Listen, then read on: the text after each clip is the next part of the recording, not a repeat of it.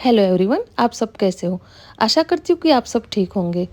विधिवाणी law judicial channel में मैं वीरक्षा त्रिवेदी आप सबका हार्दिक स्वागत करती हूँ। तो कई स्टूडेंट्स ने बोला कि जो संभावित प्रश्न पत्र है उसका क्वेश्चन नंबर 1 उनको समझ में कम आ रहा है। तो कई स्टूडेंट्स को इंटरप्रिटेशन का सब्जेक्ट काफ़ी हार्ड लगता है। तो मैं आज एकदम सरल और विधि की भाषा में शाब्दिक अंतर और अर्थ ये सब बताने जा रही हूँ।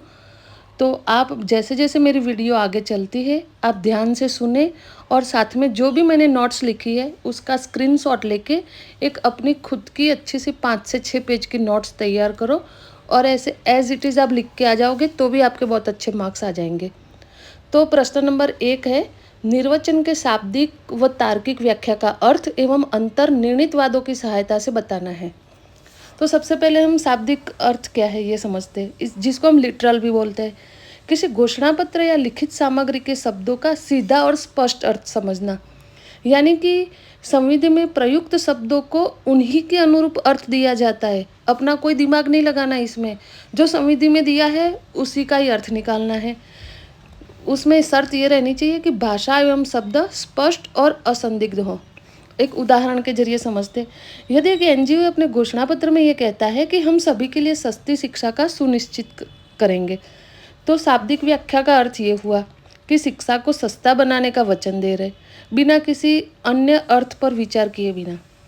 ठीक है, तो इधर तक आपको बात समझ में आ गई होगी। अब हम तार्किक व्याख्या का अर्थ समझते हैं, जिसको हम लॉजिकल इंटरप्रिटेशन कहते हैं। तो केवल शब्दों के अर्थ के आगे बढ़कर उन शब्दों के पीछे क्या तर्क है, क्या उद्देश्य है और संभावित प्रभाव क्या हो सकते हैं, उसका विश्लेषण करना ही तार्किक व्याख्या है। अब आपको समझ में आ गई होगी कि तार्किक व्याख्या यानी कि अपने प्रूडेंस पर आधारित है, ये अपनी प्रज्ञा पर। तार्किक व्याख्या का एकदम सिंपल सा मैं उदाहरण देती हूँ, जैसा ऊपर दिया था ऐसा ही, कि जैसे कि सस्ती शिक्षा की घोषणा एनजीओ ने कर दी। अब जब न्यायाधीश बैठेंगे तो उसके कौन से अर्थ और तर्क निकाल सकते हैं। तो सबसे पहला वो सोचेंगे कि क्या फीस कम करने का वादा है, क्या सभी के लिए मुफ्त शिक्षा है, क्या पुस्तकें भी सस्ती मिलेगी। ऐसे 3 तर्क वो निकाल सकते हैं। यानी कि शब्दों के भिन्न भिन्न अर्थ निकालते हो तब विधायिका के आशय का पता लगाने के लिए तार्किक व्याख्या, जिसे हम क्रियात्मक व्याख्या कहते हैं, उसकी सहायता ली जाती है। सिंपल से आप दोनों के बीच में मैं आपको डिफरेंट भी समझाऊंगी। उसके पहले मैं ये समझाना चाहूँगी कि निर्वचन क्या है। तो जो मैंने लिखा है उसमें हाफ से नीचे आप आ जाइए, तो निर्वचन का अर्थ लिखा है। तो निर्वचन का एकदम सिंपल भाषा में अर्थ अगर किसी को समझाना हो तो आप ये बोल सकते हो कि किसी लिखित या कही गई बात का अर्थ समझना या व्याख्या करना। अब इसको मैं 3 तरह से समझाना चाहूँगी। सबसे पहले कानूनी संदर्भ में, यानी किसी कानून या अधिनियम का सही अर्थ निकालना। अब देखते भाषा विज्ञान में इसका क्या अर्थ है। तो निर्वचन का अर्थ है किसी शब्द या वाक्य का अर्थ समझना। और कंप्यूटर विज्ञान में कैसे अर्थ निकलता है, तो किसी प्रोग्रामिंग भाषा के कोड का अर्थ समझना। तो गाइज आपको समझ में आ गया होगा कि निर्वचन क्या है। अब मैं समझाना चाहूँगी कि संविधियों का अर्थ। आप ये बार बार जो संविधि वर्ड आप देखते हो, सुनते हो, समझते हो, तो उसका अर्थ समझना सबसे पहले जरूरी होता है, जिसे हम स्टैट्यूट्स कहते हैं। तो संविधि का अर्थ है विधायिका, जैसे कि संसद या विधानमंडल द्वारा जो पारित किया जाता है कानून, उसे हम संविधियाँ कहते हैं। इसे हम स्टैट्यूट्स भी कहते हैं। सरल भाषा में कहा जाए कि संविधि एक लिखित कानून है जो किसी सरकार द्वारा बनाया जाता है और जिसे देश या क्षेत्र में लागू किया जाता है। अब संविधि के निर्वचन की आवश्यकता क्यों पड़ी ये समझना बहुत जरूरी है, क्योंकि संविधियों की जटिलता और संविधियों की अस्पष्टता, इसके 2 पार्ट्स होते हैं। अब जो संविधि की अस्पष्टता है उसके कारण मैं समझाती हूँ आपको। सबसे पहले कमजोर ड्राफ्टिंग, ये मुख्य कारण रहा है। दूसरा है असंगतता और विरोधाभासी प्रावधान। तीसरा है आपका कमजोर शब्दावली और परिभाषा, जो आज भी कई स्टूडेंट्स को समझ में नहीं आती। फर्स्ट सेकंड थर्ड ईयर करने बाद भी उनको परिभाषा याद नहीं रहती, क्योंकि बहुत ही कमजोर ड्राफ्टिंग है। और चौथा आपका पॉइंट है बदली हुई परिस्थितियाँ। परिस्थिति बदलने पर भी अर्थ चेंज हो जाते। अब हम दोनों के बीच में डिफरेंट समझ लेते हैं। तो सबसे पहले शाब्दिक व्याख्या, जिसे हम व्याकरण मूलक व्याख्या कहते हैं, लिटरल या ग्रामेटिकल इंटरप्रिटेशन कहते हैं। और दूसरा है अपना तार्किक व्याख्या, जिसका दूसरा नाम है क्रियात्मक व्याख्या या लॉजिकल इंटरप्रिटेशन। अब सबसे पहले इसका अर्थ देख लेते हैं। शाब्दिक व्याख्या का अर्थ होता है कि शब्दों पर केंद्र होता है इसका, कि शब्दों को ही आधार बना के इसकी व्याख्या की जाती है, जबकि तार्किक व्याख्या में शब्दों के पीछे का तर्क, उद्देश्य और प्रभावों पर व्याख्या की जाती है। अब दूसरा आपका टॉपिक है गहनता।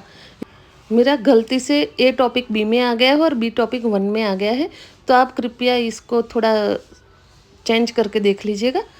तो सबसे पहले शाब्दिक व्याख्या की गहनता देखते हैं कि विधि की ऐसी ठोस शब्दावली को ही उत्तम माना जाता है जो सामान्यतः एक ही अर्थ का अनुमान लगाया जा सकता है, किसी दूसरे अर्थ का कोई स्थान नहीं है। अब हम तार्किक व्याख्या की ओर आ जाते हैं। तो इसको शाब्दिक व्याख्या से अधिक गहन होती है, क्योंकि यह सतह से परे जाकर यानी कि गहराई में जाकर समझाने की कोशिश करती है, यानी कि न्यायाधीश अपने तर्क लगा के इसमें व्याख्या करते हैं। अब आपका तीसरा पॉइंट है लचीलापन। तो शाब्दिक व्याख्या का जो लचीलापन है वो कठोर और बदलना मुश्किल है, क्योंकि जो शब्द है उसी का ही अर्थ निकाला जाता है, जबकि तार्किक व्याख्या में लचीला अर्थ है, क्योंकि जो परिस्थिति के अनुसार लोकहित के हिसाब से भी बदल जाता है। अब प्राथमिकता किसे दी जाएगी शाब्दिक व्याख्या में? भाषा और व्याकरण को दी जाएगी। और जैसे परिभाषा के हिसाब से आपने देखा होगा कि तार्किक व्याख्या में उद्देश्य, नीति और न्याय को प्राथमिकता दी जाती है। अब हम इसका उदाहरण भी देख लेते हैं। तो शाब्दिक का जैसे अर्थ है 18 वर्ष से कम, तो उसमें बालक, सभी तरह के बालक आ गए। अब तार्किक व्याख्या का उदाहरण देखते हैं कि सभी प्रकार के वाहन, तो उसमें वाहन, हर प्रकार के वाहन का गिना जाएगा इसमें, जब भी हम इसका तर्क लगाने बैठते हैं जब। अब शाब्दिक जो व्याख्या है उसका लैटिन वर्ड में बताती हूँ, लिटेरा लेगिस, यानी कि कानून के सटीक शब्दों के पालन पर जोर देना, न कि भावना पर। और तार्किक व्याख्या की ओर देखते हैं हम, तो सेनेटिया लेजिस, यानी कि विधि के अभिप्राय आशय को ढूंढने का तार्किक प्रयास किया जाता है। अब इनकी शाब्दिक की आवश्यकता कब पड़ी?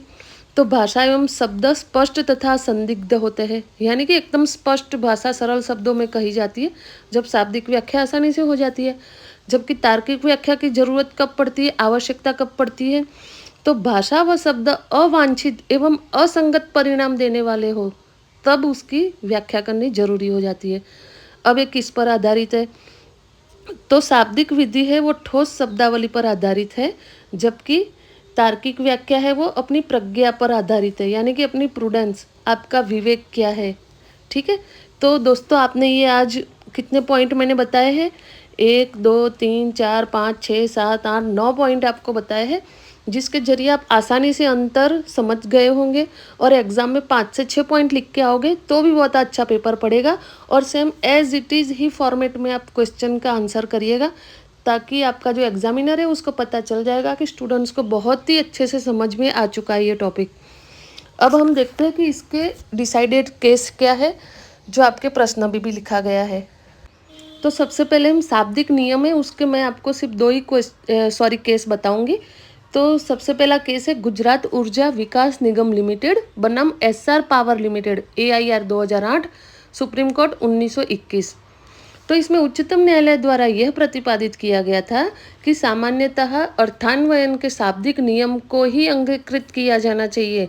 न्यायालय को अर्थान्वयन के समय में न तो कोई शब्द जोड़ना चाहिए, न ही किसी को छोड़ना चाहिए।